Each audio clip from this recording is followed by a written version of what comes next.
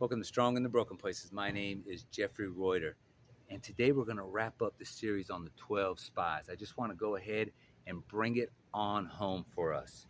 And we started out this series by telling the story of the 12 spies. And stories are super impactful, especially the ones that have withstood the test of time. They've been around all these years for a reason, and that's because there's an underlying message that resonates with us no matter what generation or what era we're in. And in the stories of the 12 spies, there's just so much we can glean from that story if we're paying attention. And icing on the cake is if it's entertaining.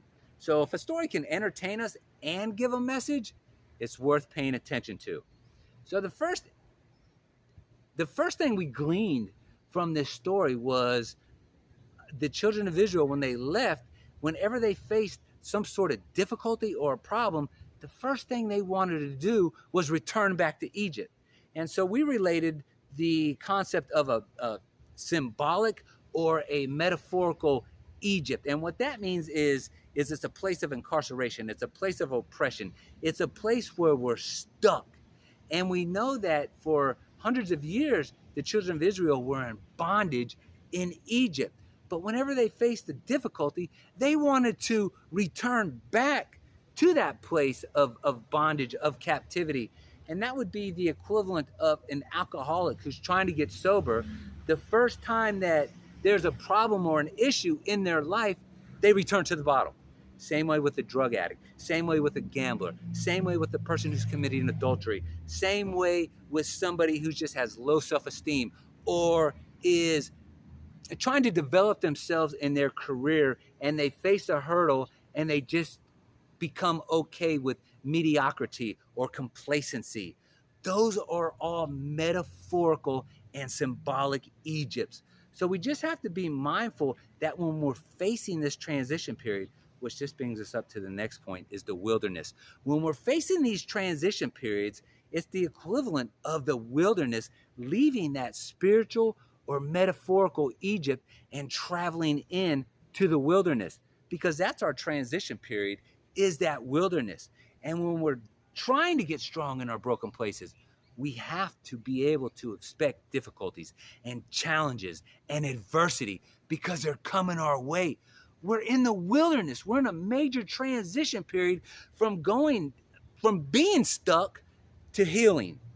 So there's going to be some pain involved. There's going to be some discomfort involved. There's going to be just burden and challenges. But what we have to do is when we're in that wilderness, we have to embrace that. And at the first sign of trouble or challenge or adversity, we cannot have the mindset that it's okay to go back to that symbolic Egypt, because we don't want that. We're trying to break free of those strongholds in our life. So just know this. Passing through that wilderness is our transition period from being broken to getting strong in our broken places, whatever that may be, whatever that looks like in your life. And for everybody, that looks different in everybody's life. Then we got into the destructive power of negativity. You see, when we're in the wilderness, we're going to have all kinds of thoughts in our mind, doubts, uncertainty, fear, worry. We're just going to be consumed. Not only are we going to do it to ourselves, but there's going to be naysayers all around us. So our first job is to recognize when that negativity is coming at us, when we're being bombarded with it, when we're being attacked by it. We just have to be mindful of it. And then when those thoughts enter our mind, or we're hearing people speak like that, we just have to cast it aside and we have to stay focused. Because if we get consumed with negativity, that's it. We're just going to give up. And those areas that we are trying to be strong in, we're going to fail. And ultimately what we want is we want success. So we just be mindful that negativity is very real. It's out there, and we can combat it with just a simple thought of our change of our mind.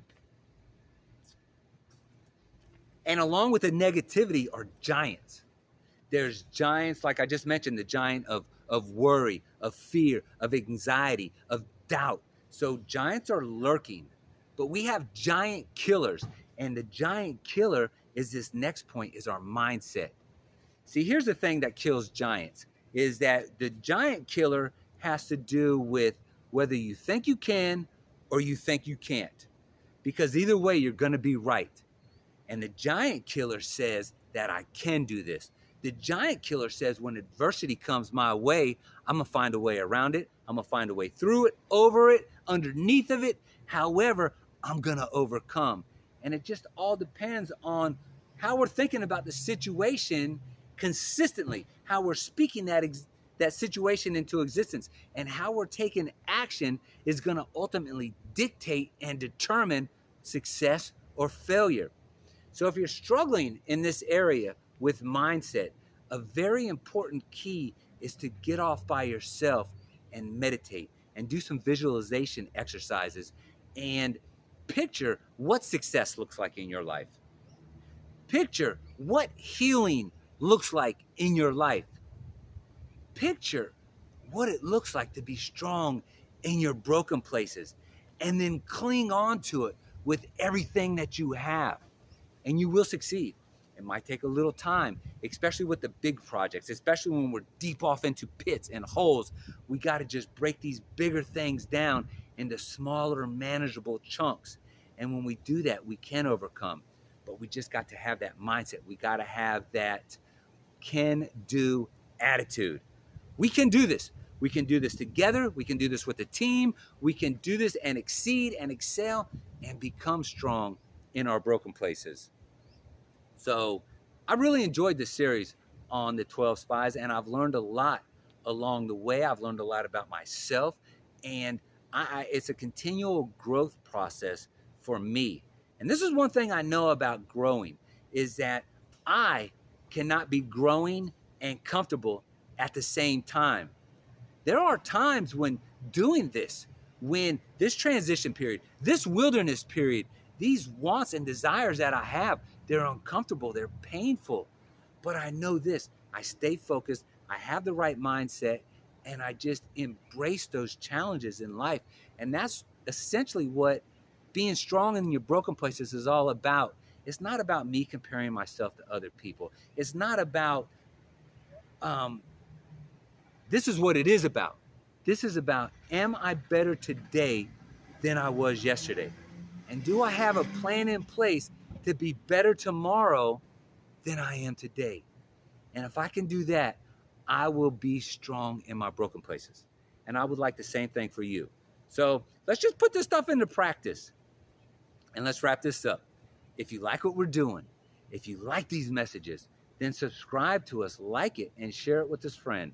And I'll talk to you tomorrow. We're going to be on a new message soon, and I'll see you later. Bye.